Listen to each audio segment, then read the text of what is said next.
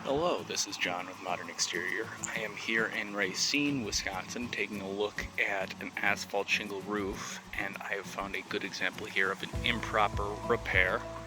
So you can see these shingles, there must have been a leak somewhere in this general area here.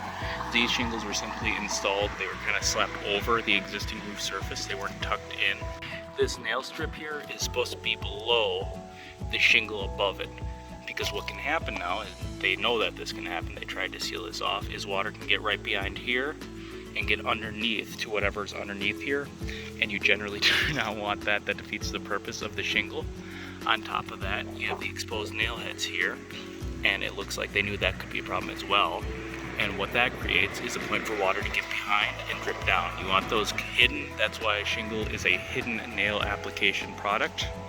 If you look here, they didn't even bother to cover up what's going on here, so you want to make sure you hire someone that knows what they're doing when you're looking at an asphalt roof repair.